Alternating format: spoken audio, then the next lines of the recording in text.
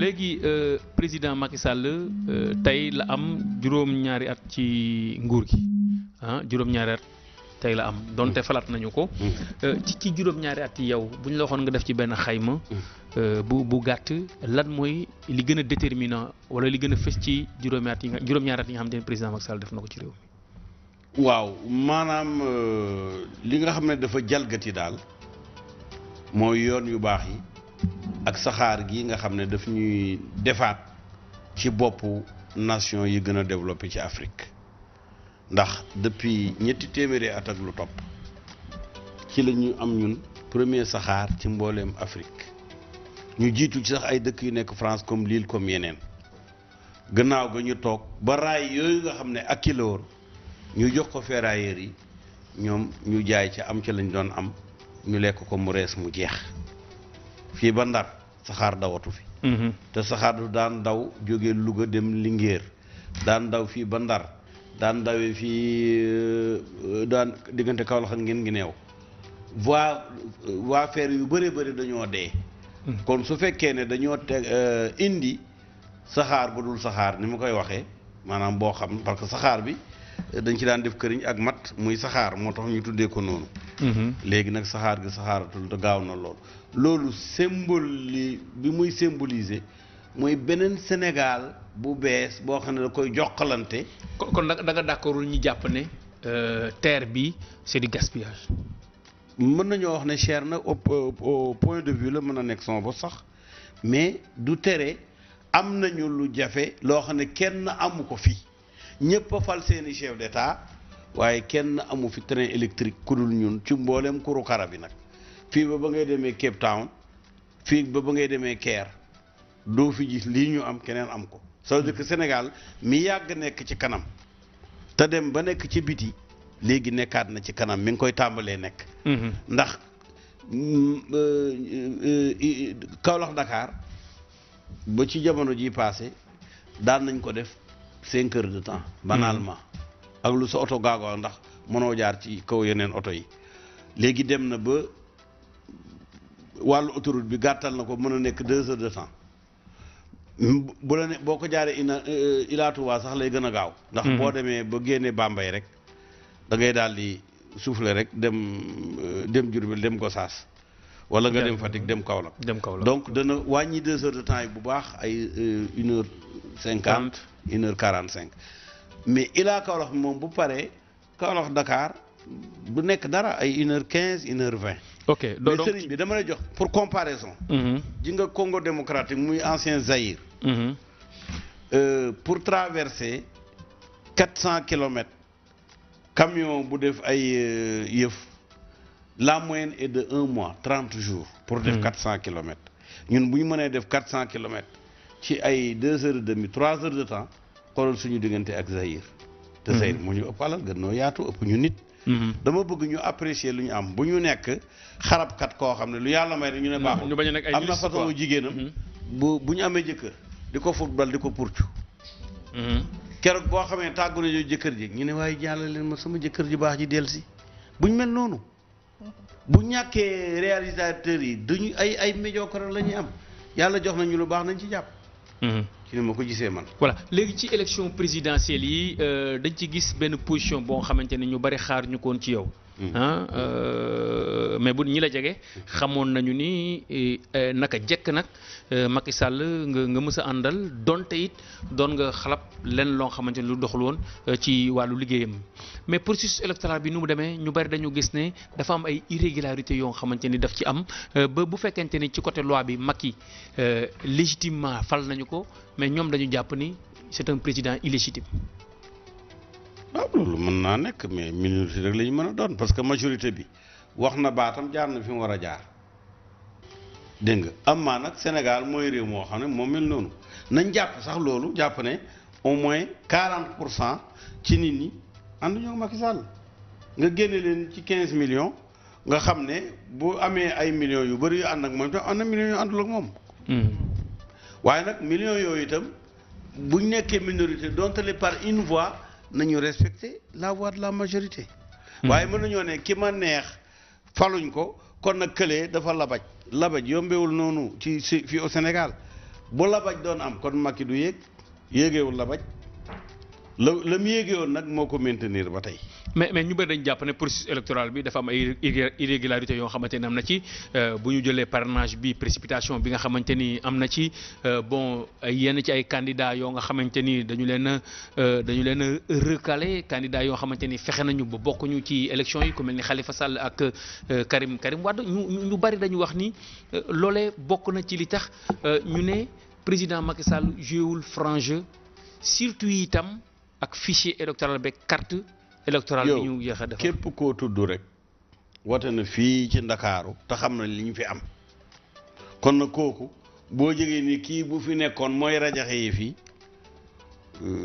nuñ bàyyee rajaxe ak Madické rek mu baax waaw waaye demeewul noonu ñoom ñëpp ils se sont mesurés fii ci ay élection locale ak yeneen ba ku ne xam nañ nombre de voix ba nga am te yow xam nga ne Macky Sall mii ngay wax musul perdre benn élection ca Ablaye Wade 2007 moo gagné contre Ablaye Wade moo gagné local moo gagné législative moo gagné yeneen référendum ba bi ñëw mu teg ko ngañaay ci kaw nganaay parce que simplement c'est un Sadio Mané de la politique. wala léegi Sadio Mané tànkam bi dañ ci diw dara wala lan la bul ci dindi mën a footballam ak góor entraînement am ak ni muy liggéeyee ci xelam ba bu dugal bal jotee mu dugal ko ñi dul dugal balang fii comme ñan wala nag dama bëgg a wax ne Macky il s'est plus déployé pour gagner que de gagner par chance encore moins. mais déployé xam nga boo waxee déployé rek ay pexe la. gis nga sëriñ bi. pexe bi mën na jub ma jàngale loo xam ne sama baay ma ko jàngaloon. sama baay borom xam-xam la woon di nitu yàlla. dafa ne nit te loolu sa arab wax nañ ko man shabba ala shay'in shaba alay nit ngoneem mooy nekk ak magam waaye yow est-ce que da nga yaakaar ne Macky Sall dafa labaj ba nekk ingénieur mooy laajte rek est-ce que xalaat nga loolu que dafa tricher ba tricher diplôme ingénieur ñaa ngi ko monsieur l'ingénieur ci kaw tappale rek su fekkee ne nag njàngam ak góorgóorloo moo ko boy mu nekk ingénieur moom xamul labaj jàng ba yegg ca la xam kon nag buy wut affaire yi ñeneen a ko doon wutoo moom gën ko fee yàgg il a un plus ce plus là dañuy gëm ne néew fi ok gëm ne nekku fi waaye man dama bëgg bu ma jàkkaarloo ak nit ma xam ne kii laa jàkkaar lool ma nangu ay meloom yi nga xam ne moom la mel ci sama kanam mais bu ñu xoolee man damay accepter la réalité qui consiste à dire Macky a travaillé il a travaillé dur et il a récolté le produit de son travail. ok kon li mu liggéey moom moo tax ñu joxaat ko réew mi donte itam yeneen ñeenti candidats yi ak une partie de l'opposition ñu ngi wax que ni dafa am càcc ak luubal goo nga xamante ne am na ci coin yi gën a reculé ci Sénégal fu ci mel ni Fouta ñu ngi fay wax ni ay xale sax voté nañu nangam c'est-à-dire en fait est-ce que quelque part président. ay xale voté nañu loolu Aliou Ngouille Ndiaye wane na ko. nee na montage la wane na montage bi yow mii mën nañ laa wane. nga wote ci fukki endroit yoo xam ne mosoo faa dem sax léegi mën nañu monter Ndiaye dos muy woote Kédougou di woote Bakel di woote nangam ak ki nangam yow ni mag ñi ne Fuuta est-ce que ñoom dañoo ñàkk fayda toog ay xale yu tuuti romb leen ñuy rang ci gannaaw xale yi pour xale yi woote duñ ko def am na loo xam ne buñ la ko waxee war ngaa laajaat sam xel.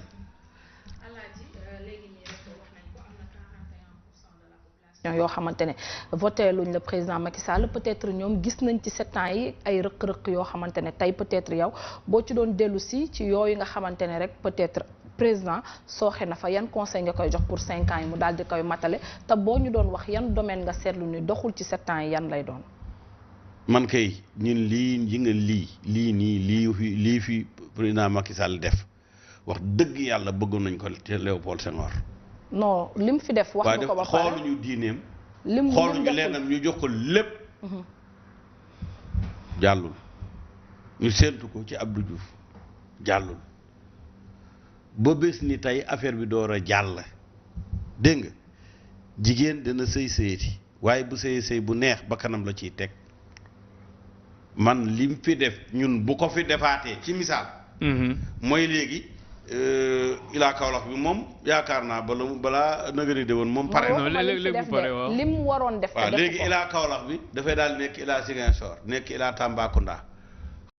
xëy na Ila Touba bi jàll xaw ma Ila Fouta la xaw ma Ila Mauritanie. waaye xanaa moom faluñu ko def ci benn domaine. xam nga li la sax ma bëgg a wax. mais xanaa lim fi faluñu waroon ko def def ci def na ko domaine transport mais lim fi deful. lim fi deful par exemple affaire santé bi. wala ñu njàng ngi wax mi wala leneen éducation bi mi ngi am ay problème jàngalekat yi ñu ngi wax la mu digg na jàngat amul dara loo xam ne defu ko ci. affaire santé bi est-ce que xam nga ne nombre d'hôpitaux yi multiplié woon par 10 en 7 ans plus que par 10. nombre de plateaux yi nag. passé na décuplé na passé na loolu. xam nga tey demal ci statistiques yi xoolal da ngay dem ci internet nga ubbi kii national de statistique nga xool nombre d'infirmières yi nombre d'infirmiers yi nombre de médecins yi professeurs en médecine yi spécialistes yi dans tous les domaines nga jël les plateaux de santé jël yëpp mais c'est inimaginable. yow da nga fàtte ne fii ñu nekk bi Macky falu boo toogee fii di seen Bourguiba da nga fàtte loolu ci diggante bi mënatoo sax seen koñ bi nekk à côté. mais loolu ci jamonoy Abdoulaye Wade la. non fii nii ci jamonoy Abdoulaye Wade la ci la topp. kon daal deuxième mandat bi yow amoo dara looy ñaax président ne ko fii daal yokk fa wala defar fa. dama ko ne daal loo mën a yokk ko waaye bu mel nii baax na. parce que Sénégal dana yokku fi ne nii ku xalaatoo yow xam nga ñaata fan la ab camion daan am pour jàll Farafeñ maanaam li muy taxaw Farafeñ pour jàll bac bi daan na mat 15 jours. waaw mais pont boobu moomuñu ko nga ne. pont boobu moomuñu ko te réew itam ne ko Salma waxee duñ ko tënk rek ci wàllu transport. kon nag moomuñu ko daal kon léegi booy dem Casamance rek teggil pont boobu comme moomuñu ko. nga jaaree ci am na yoon bu mën a jaar. alaaji xanaa bu ñu ko waxee ci éducation bi d'accord loolu la waaw léegi éducation bi. bul wax par ne exemple moomuñu ko waa éducation bi waaw d'accord nañ Gambien yi xajal nañu mais éducation. président li mu diggoon jàngalekat yi ba fii tey amul dara loo xamante ne def nañ ko ci. mais njàng mi du rek jàngalekat yi dafa bëri yeneen i kii yu nekk ci biir. mais abri provisoire yi 6 000 abri provisoire ba léegi ñu ngi. am na loo xam ne gisaguma journaliste yu ko comprendre ba mën ko expliquer. xam nga dafa am benn rotation de la population boo xam ne day toog ci ay période majorité nekk ay vieillards c'est le cas au Japon. ñëpp ca nit ña ñu ngi ci diggante 80 ak 110 ñun nag dañu am contraire bi 60% de la population a moins de 30 ans les moins de 25 ans constituent au moins 40% de la population donc su fekkee ne li ñuy wax baby boom moo fi nekk njur mu bari boobu foo waroon a amee ñetti élèves fanweeri élèves ngay am. jigéen ñi dañuy seex di tripler te it dañ def juddu dee bi dafa bari woon léegi juddu ne fi sa baay ne fi sa maam ne fi baayam ne fi loolu nag bu amee yow la nga xajaloon di nga xam ne moom nga toggoon pour xale yi ca yokk gémmiñ yëpp du ñu fees waaye ñëpp danañ lekk mais ñëpp du ñu suur c'est loolu pour remonter ko parce que ñun taux de natalité bi ñu am c'est un taux très élevé. te xale bi juddu dafa soxla faju soxla yére soxla ay soins soxla ko ndax ni nga ko waxee nii taux de natalité bi ñun xam nañ ne ak fécondité bi day gën a yokk donc gouverner da ngay prévenir di xool lu ñëwagul nga indi ci donc ñoom boo ne liñ prévoir oon dafay yokk donc ñoom xanaa ñoom xooluñu statistiques yi xooluñu li nga xamante ne mooy taux de natalité bi taux de fécondité bi ñu prévoir loolu daal di defar ay classes yu mucc ayib former ay jàngalekat yoo xamante ne même bu ñu yow wax nga ko léegi jàng du ñu jàngale kese mais ñu le nombre soxna si docteur nga da ngay jël le facteur nombre dugal ko ci tout ce qui est mais ñoom seen liggéey nag am nañ ay spécialistes ay statisticiens yoo xamante ne ñoom ñooy gérer wàllu woowu kon boo demee bay gouvernement pour man lii du excuse bu valable xanaa yow doo wolof laa kay nee nañ bëgg santul man bëgg nañ ko mais liñ man li ko naan duñ nekk su développé ba ñuy def BFM fekk nañu jàng taux de fécondité yi ngay wax ak natalité yi donc ñun kon ñoom waroon nañoo xam ne d'ici 5 ans wala d'ici 10 ans day yokk ma ne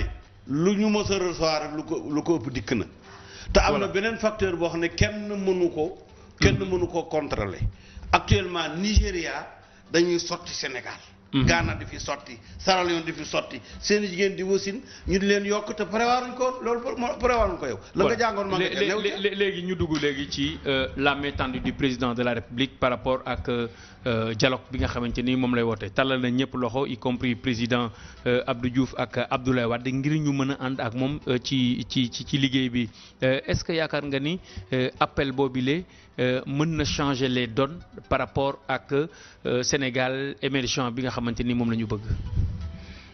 baax na mais évidemment moom dafay jël du tout venant donc dana am ñu mu jël ci ñi tuddee opposition kii nangam mais am na ñoo xam ne vraiment niñ mel bu doon man daf may déggal du leen ci boole. parce que y a y a une arrogance gratuite. un régionalisme pour dire oui toute mon ethnie a voté pour moi à 80%. ñan la. waaye xam nga. kan la déet ma ne man gis nga itam man ñi may waxal. ñi déglu ci sa gannaaw yow. waaw ñoom boo comprendre ñoom ñi ngi comprendre. bu baax waaw non c'est que ñoom comprendre nañu parce que da nga wax ni rek vote régionaliste wax vote ethnique te élection yi loolu daf ko génnee. dafa génne ñetti façon voté waxal ma mooy vote ethnique. am na ci fan la amee vote par exemple mën nañu wax. Fouta par exemple mën nañu wax Fouta ak fan mën nañu wax Fatick. ak fan. mën nañu wax Thiès. ak fan. ak fan. bon mën nañu wax itam vote tarixa am na. déet ba mu koy bul génnagum ci ethnie yi jàllal. non mais ethnie loolu la. réew mi daal nord rek la am amul sud. waaw waa toogal foofu rek. comme yow ci sa bopp da ngaa soppi sud bi ci Sénégal xanaa yow léegi kon. mais kon yow lu tax bëgg a wax sud bi nga bëgg man ma wax. déet question bëgguma wax xam nga. ma ne. du man damay respecté ki may waxal xam ne. ma ne damay wax respecté ki may waxal xam ne dafa mën naa jëli mu jëli bu ma xeeboon xelam nag danaa ko faram-fàcceel. waaye xeebu ma xel. mais xel yëpp tolloowul te ñi seetaan ñëpp yemuñu. waaye kon yow ñi xel yu gàtt yi soxna si mottali leen. voilà léegi ndax yow yaakaar nga ni appel boobu mën na dem ba juri gouvernement d'union nationale. déedéet gouvernement d'union nationale c'est un gouvernement de faiblesse. ki nga xam ne il a besoin de 50%.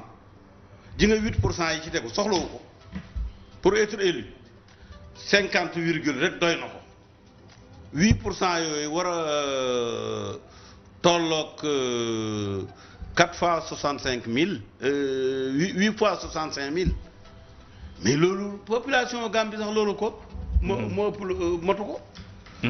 population Mauritanie boo ko jëndee mu jeex mu rawee ko gaañ nga bëgg muy union nationale mooy. ku feebar waaw dañu gis ni ci jamonoy Abdou Diouf xam nga union nationale c'est-à-dire woote. pour ñëpp jamonoy Abdou Diouf faiblesse la woon mën a am seen biir jamonoy Abdou Diouf faiblesse la woon.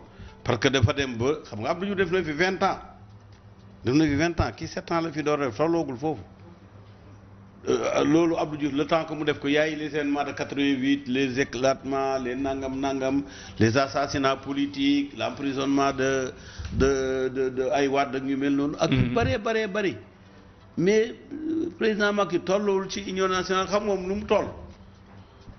ku ko neex mu ne la kaay ci sama équipe. ku ko neexul mun la toogal xaar 5 ans président Macky Sall yi continue bi lan la war a nekk c'est-à-dire dafa war a continuer ci social bi mu defoon en 2018 mu nekk 5 ans yoo xamante ni social bi daf ci dugg wala boog itam naka la war a mën demee ci continue yow defal nga ni jàppal au moins ñaari yëf mooy ne président Macky Sall sénégalais yi ko woteel xam na message bi ñu ko envoyé li ñu ko sant xam na ko sinon du ko jël te mooy lenn rek la yokkal neex na yokkal képp ni jeeg bu mën a togg rek taaj rek ñu soxna si añ bi neex na de waaye nag ndab li dafa gaaw jeex yokkal lool rek la amul kenn ku ko ne defoo nangam def ko amul waaye li nga def lépp 41% yi bu defoo nangam def ko non maanaam 41 pour xam nga moom tam ci population soxna si moom score bi mu am amul kenn ku koy amati sax ci jamono ji ñu nekk. léegi ci nit ñi est-ce que xam nga am na ñoo xam ne 35% la ñu gagné ñi ngay gouverner.